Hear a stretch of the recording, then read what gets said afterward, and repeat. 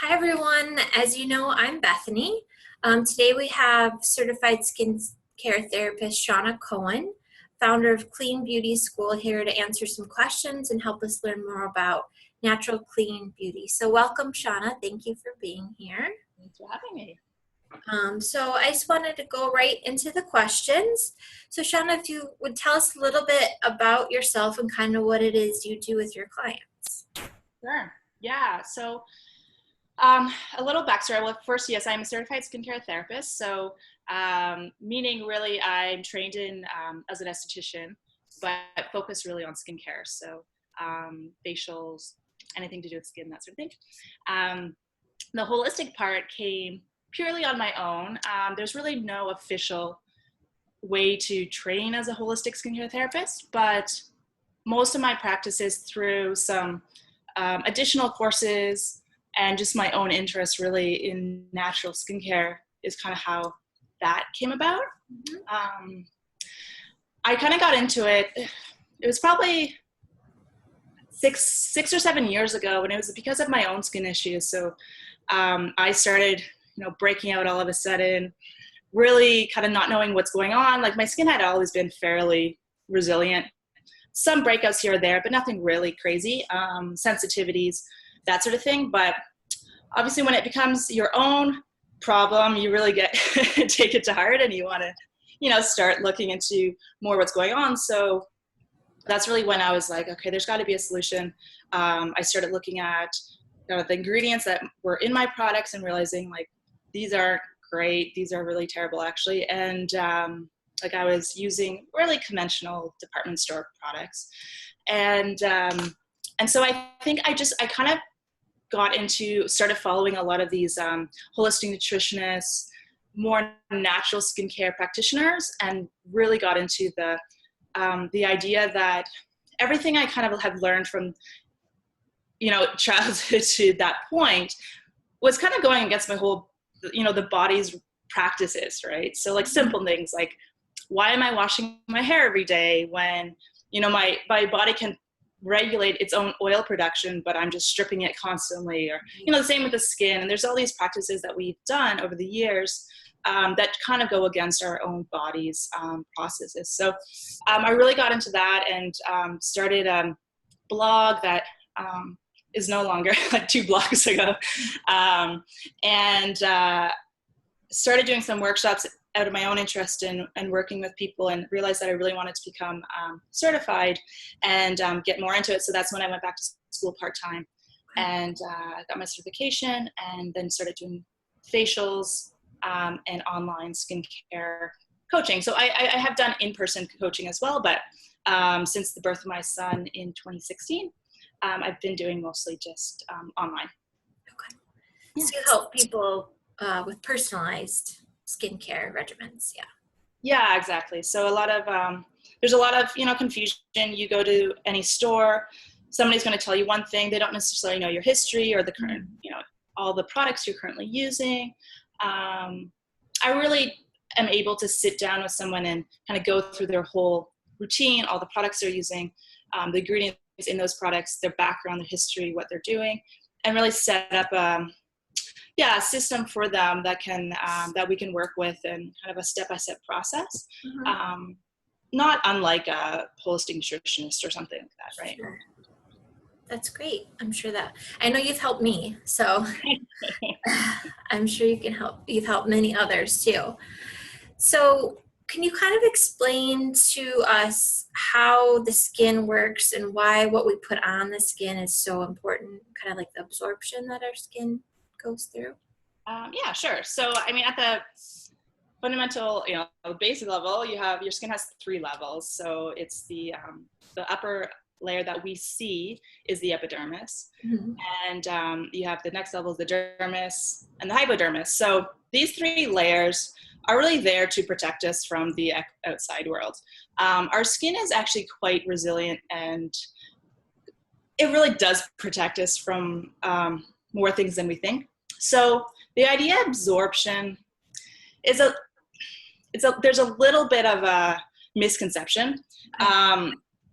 If we were able to absorb everything through our skin, we wouldn't need to eat, because we could just literally just put food to our skin and we get all the nutrients, right? If only it worked like that, that'd be great. Yeah, exactly. So the skin does work for us really well in terms of preventing things from absorbing into the bloodstream. There are certain levels of absorption. So certain products may get to through the epidermis to maybe the dermis, the second level, but may not actually reach the bloodstream.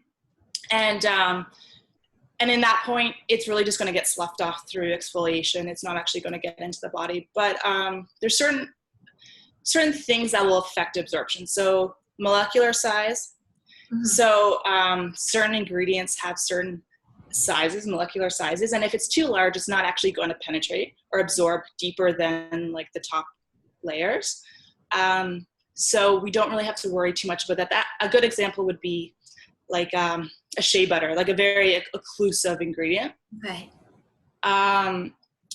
The other thing that affects absorption would be if it's water versus oil. So there are definitely water-soluble ingredients that can penetrate deep, but for the most part, oils actually, if the molecular size is small enough, like an essential oil, mm-hmm. It will absorb more readily than water because the skin is essentially waterproof.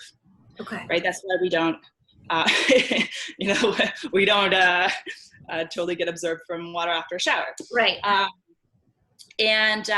But one of the main concerns with absorption is really the condition of the skin. So if your skin is broken, if it's very thin, if the barrier is really compromised, mm-hmm. then products can absorb more easily because it actually has an opening, right?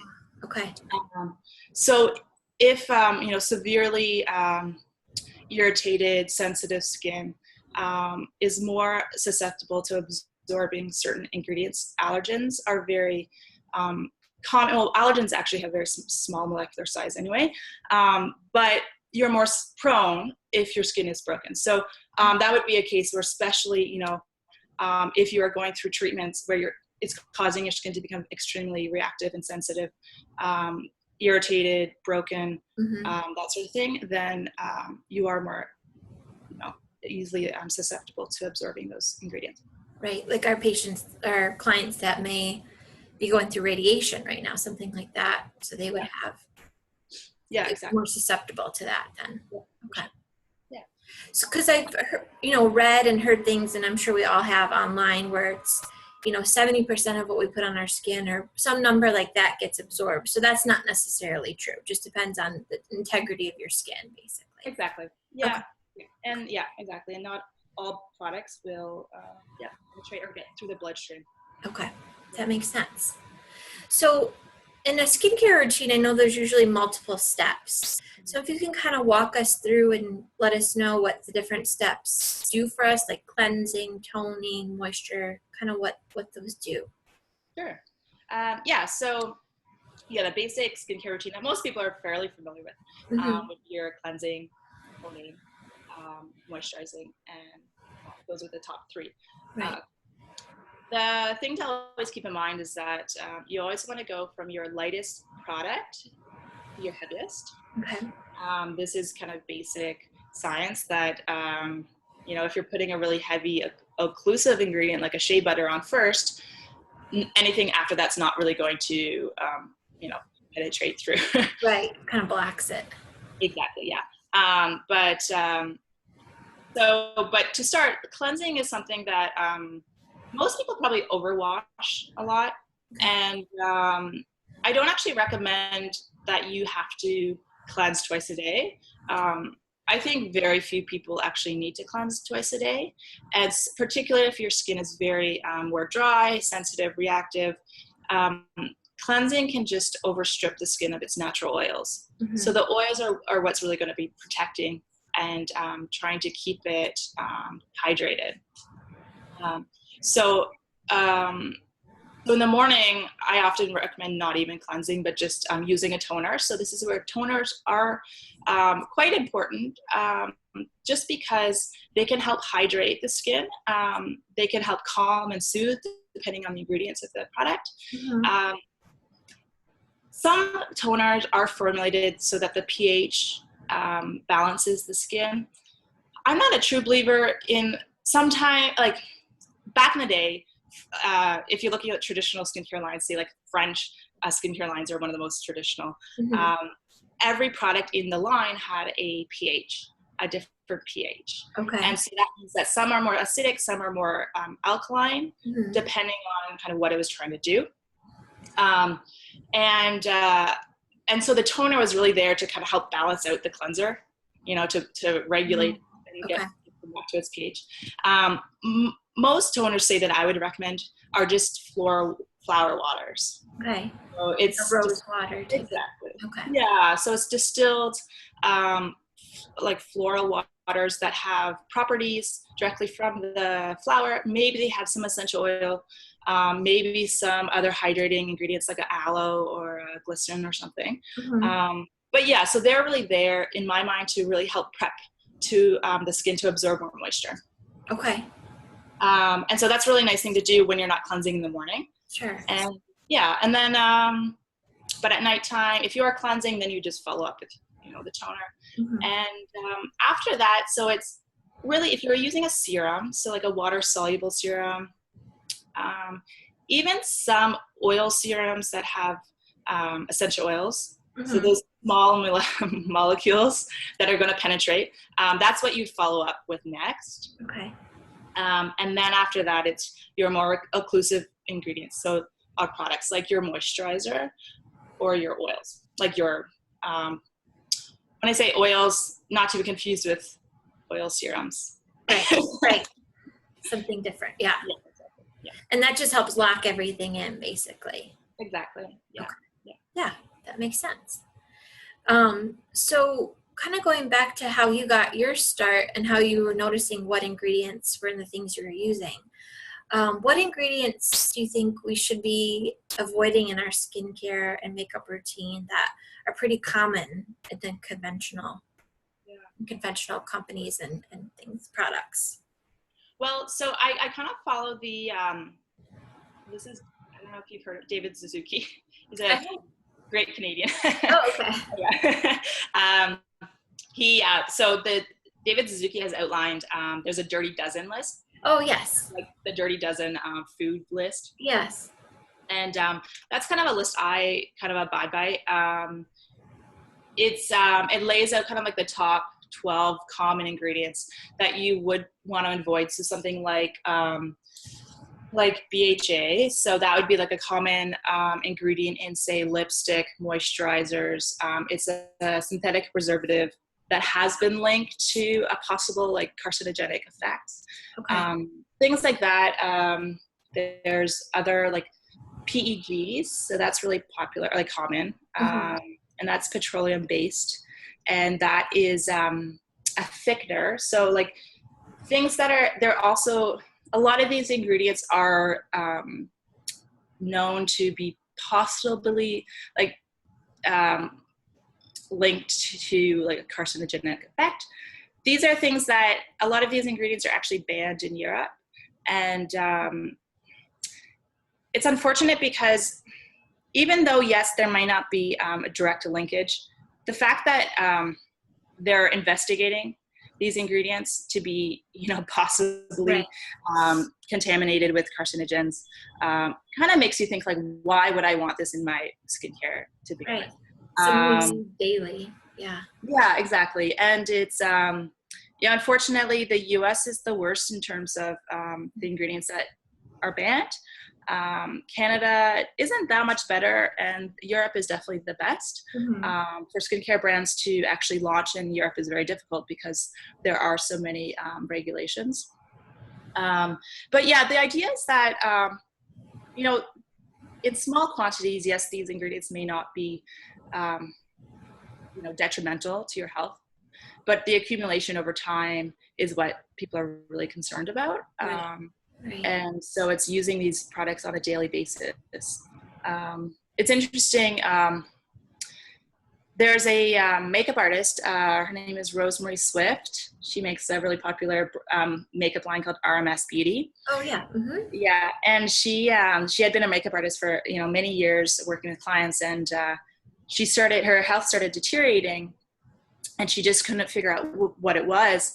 And she actually got tested for heavy metals, and it was from years and years of, applying, even though she didn't wear a lot of makeup herself, she'd always say, put the makeup on her hands, or be applying this makeup over and over again, right? And it was the accumulation of these ingredients in her from the, constant use really affected her health. So that is definitely concerning. So this Dirty Dozen is a good list to kind of abide by. Okay. Yeah. In addition to that, and some of the ingredients on this list, I would note for other reasons other than just say possible like carcinogenic effects, would be what they actually do to your skin. So things like sodium lauryl sulfites. Mm-hmm. They just strip the skin of its natural oils and are extremely drying. And particularly if you are already more prone to that, right, it's just not, you're not doing your skin any favor by using, certain ingredients like that. Mm-hmm. Another idea would be alcohol. Alcohol is very common in toners, certain moisturizers, even foundations. And that again is just going to really be stripping and not really doing much for your skin. And a third one would be petroleum. Mm-hmm. So mineral oil, also called mineral oil, is extremely popular. It's in all forms of moisturizers, lotions, that sort of thing. And even though experts would say that it's the most effective moisturizing ingredient out there, it may lock in moisture, but it's not actually feeding your skin with any nutrients. Okay. So the way I see it is that there are bad ingredients that are actually detrimental to your health. Mm-hmm. And there are also ingredients that just don't do anything, like empty calories. Sure. Okay. That makes sense. Yeah. So it's all about feeding your skin with nutrients that are really going to actually help nourish, feed it, and make it more healthy than instead of just that bare minimum. Yeah. Like a hospital feeds you a meal that is based on the U.S. Food Guide, right? And it might check all the boxes, but it's not actually feeding your body with nourishment, right? Like it's not really making it healthier. Right. It's not healing or restorative or anything like that. Exactly. Yeah. So yeah, that makes sense. So it could be multiple things for those ingredients. So it could be linked to carcinogens, could be just not good for your skin, and then just not being helpful at all. So why use it? Because you could be spending good money on it too and it not really be helping. So that's good to know. So we can link to that Dirty Dozen so people can see that list too. So are there any particular products specifically? I know you mentioned a few ingredients there, but any products specifically people should stay away from that you can mention?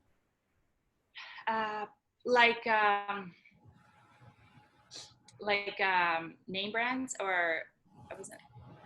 Either name brands, or if there's something like you mentioned the mineral oil, so obviously staying away from that. If there's like a specific type of oil or a type of cleanser, that sort of thing. Right. I would definitely say anything products that there's plenty that have this is more common for more acne prone skin, but like benzoyl peroxide is a very common toner or like ingredient for in some astringent toners, in creams, things like that. Alcohols again. Mineral oil, I just don't love. It's just not a great thing.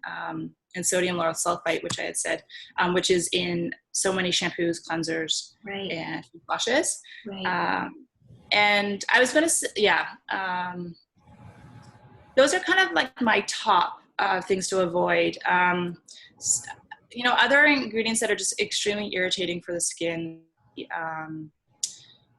Even though this is kind of the golden standard of anti-aging, retinol I say it's too irritating for the skin. I don't know anybody who's been able to use it without causing a lot of, side effects. Interesting.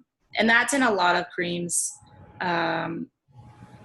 If it's in a lotion, it's probably not actually at a high concentration where you might notice like a huge effect. But I'm thinking more about, getting straight up retinol from Like a serum. dermatologists. Oh, okay. Okay. Yeah.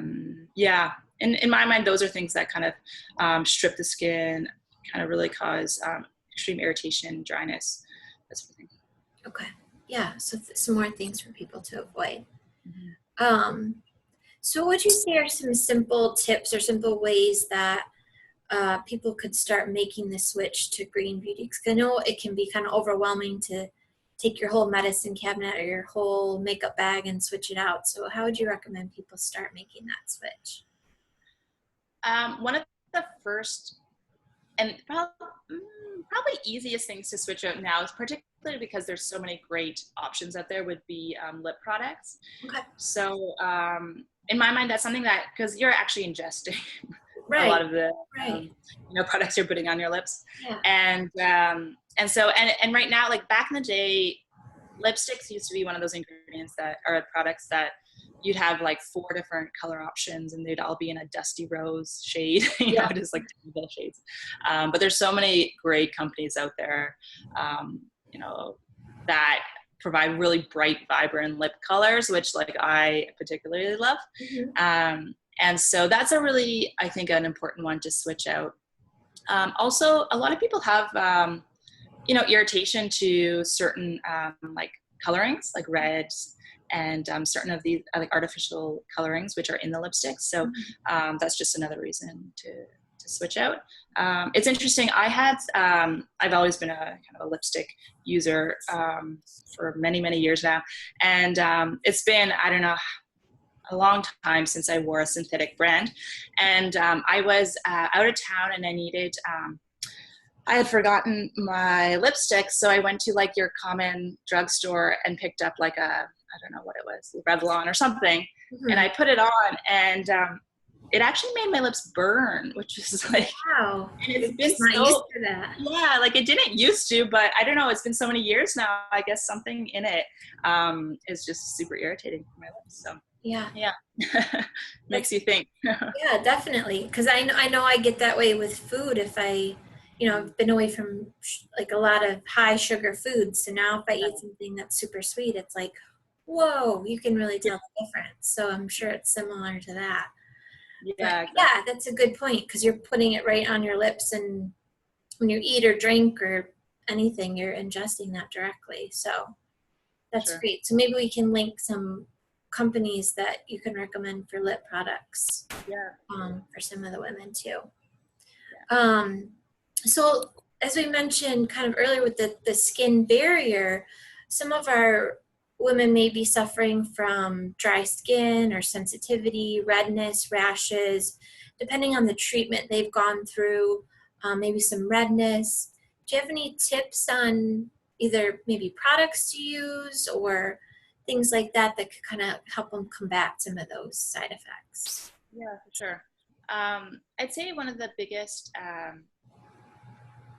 causes, well, we know the cause of the irritation, but something that's really what happens is the skin's barrier becomes compromised. Mm-hmm. So the barrier is, the skin has on top of the shadow corneum, which is like the top layer of the skin, it has an oil and acid kind of mix.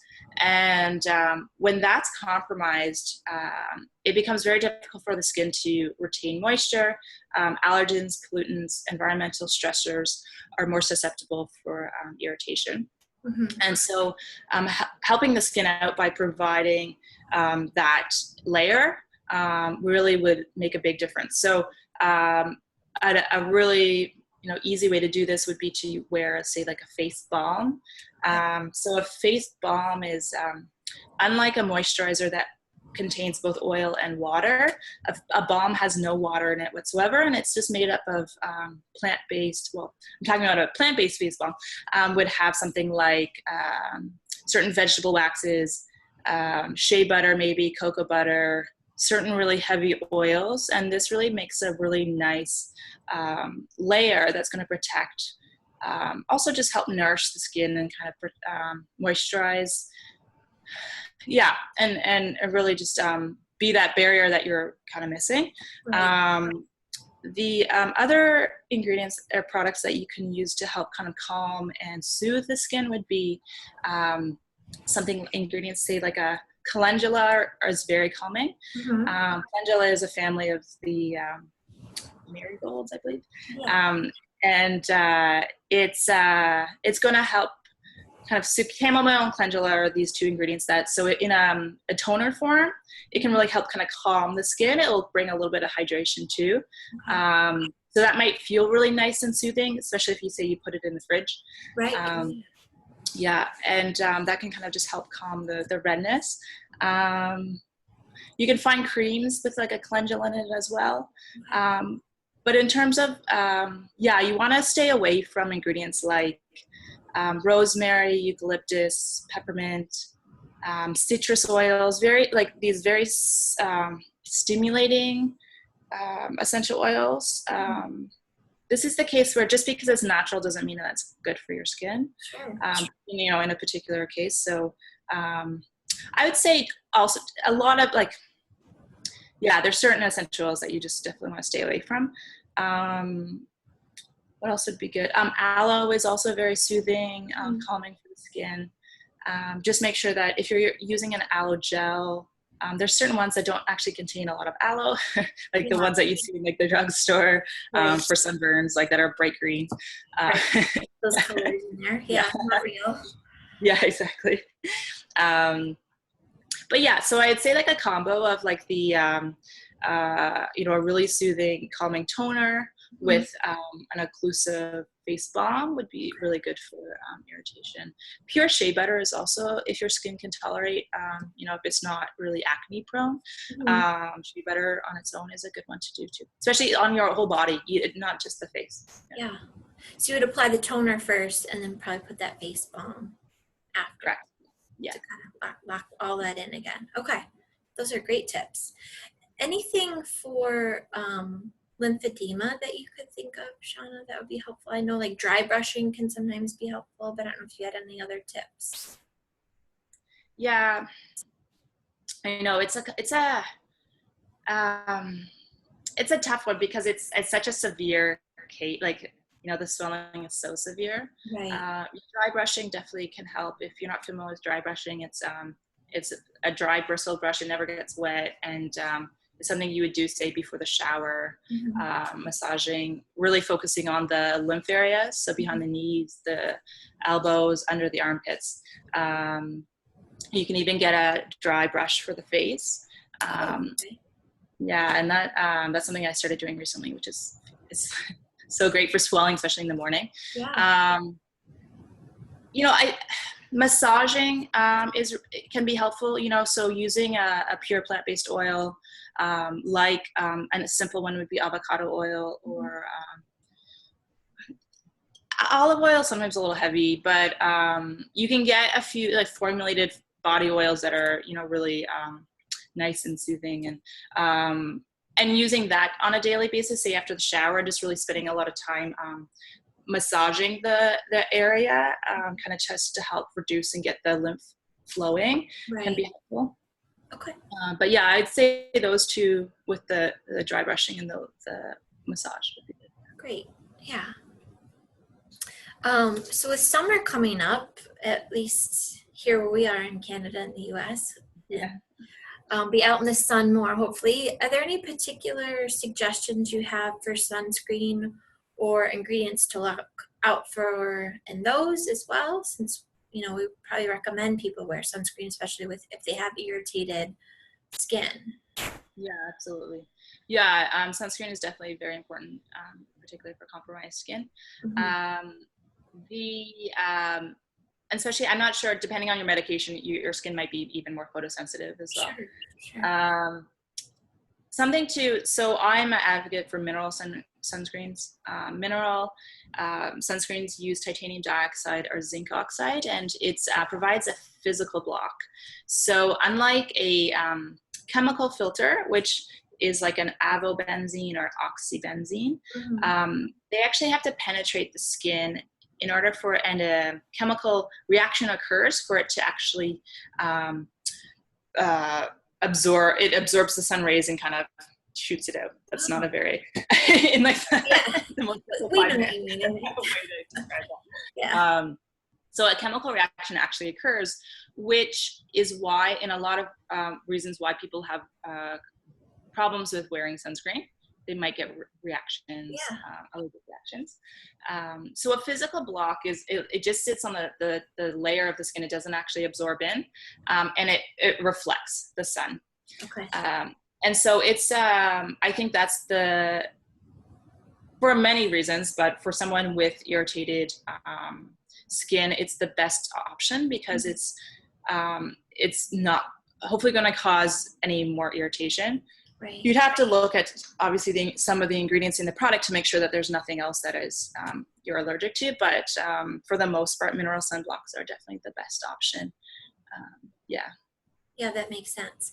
And I mean, I have noticed with mineral sunscreen, it can make a little bit of a white tinge on your skin, but that's just that physical barrier, right? Black. Yeah, exactly. And they're getting better at formulating. There has been some, so there, I don't know if you've heard of nanoparticles. So there's been some concern with brands using nanoparticles. So it's basically making the minerals very, very fine so that it doesn't leave a really whitish tinge. Okay. And the concern is mostly with ingesting them. So the body, they're still large enough that they're not actually going to penetrate the skin, but that's why I don't recommend using aerosols. Because they're so small. You're going to be ingesting the minerals. Because even if it is a mineral, and just because it comes from the earth doesn't mean that it's good for your body. Sure. When it's getting in the air, so you can breathe it in too. Exactly. Yeah. So. And then there's some face sunscreens that offer a little bit of a tint, so they offset the whiteness. Yeah, and that can be a good option too, even as like a simple thing to use every day. Exactly. Yeah. Even if you're not necessarily sitting in the sun all day, you'd be in the car or around a window. It can be important to protect yourself. So if women want to learn more about a specific routine for themselves, how can they go about doing that? Well, speaking to a expert is always yes, someone like you. Yes. I mean, that's I'd say the best way. Just it's more personalized. But there's a lot of resources out there. It's really identifying your main skin concerns. So there's a difference between skin type and skin concern. So like your skin type is kind of the amount of oil your skin naturally produces. So are you oily? Are you dry? Are you combination? Right. And then on top of that, you have your skin concerns. So do you have hyperpigmentation? Are you more sensitized? Are you acne prone? That sort of thing. And then based on that, trying to figure out what ingredients work and don't work for certain skin types. Unfortunately, we're so inundated with information these days that it's easy to just go into a frenzy and start trying everything. Yes. I know I've gotten caught in that loop before.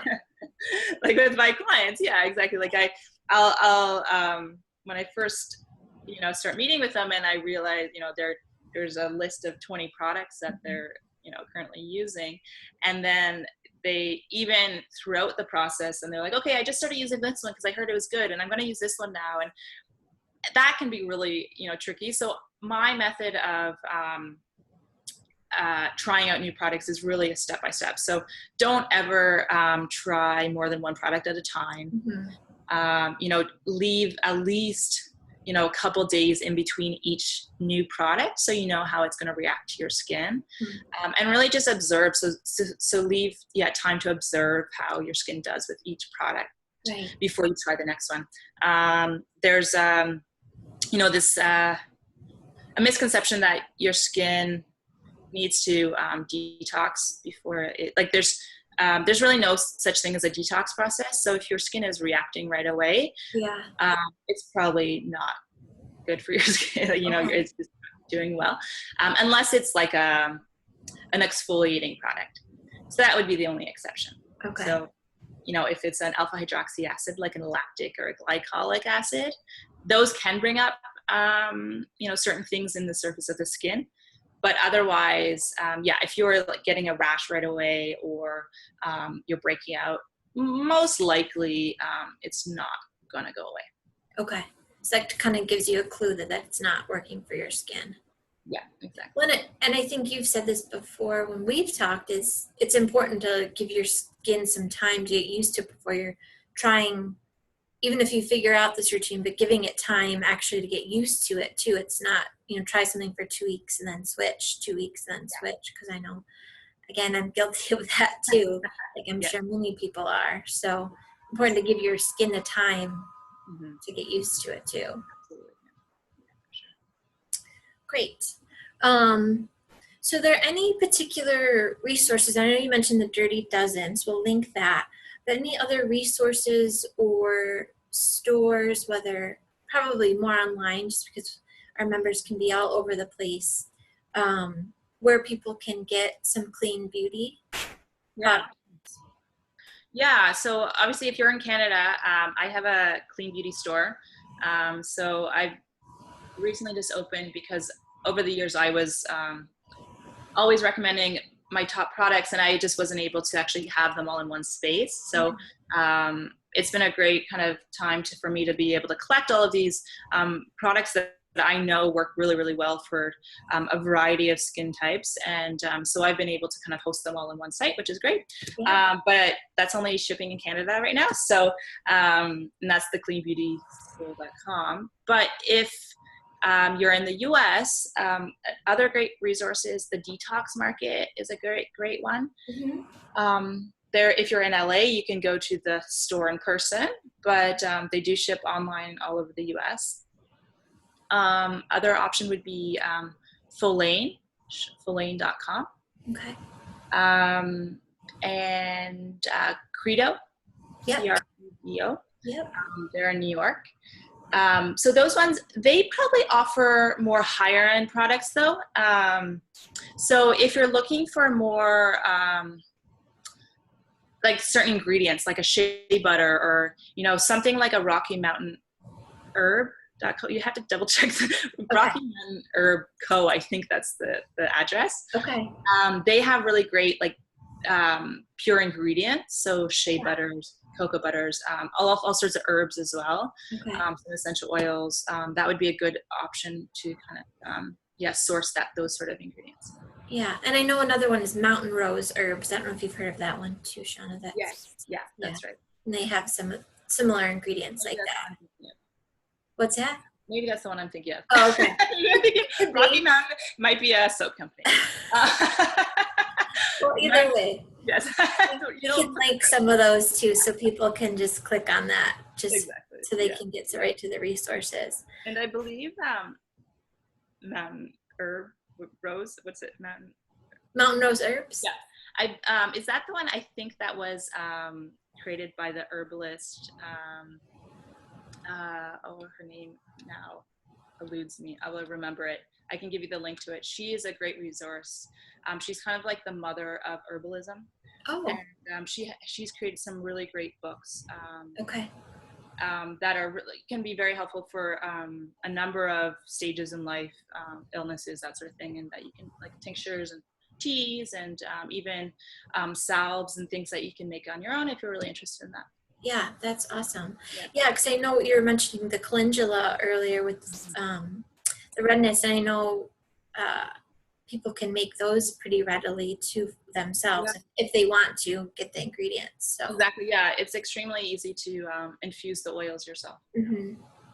Awesome. Well, I think this has been really helpful, Seanna. So thank you for all this information. If our members have some basic questions, we'll give out your contact information. So it's just Seanna, her first name, at cleanbeautyschool.com. And then if you would want to set up a consultation with Seanna. She's awesome. I can highly recommend her. You can do that as well. So thank you again, Seanna. Thank you very much. Thanks for having me.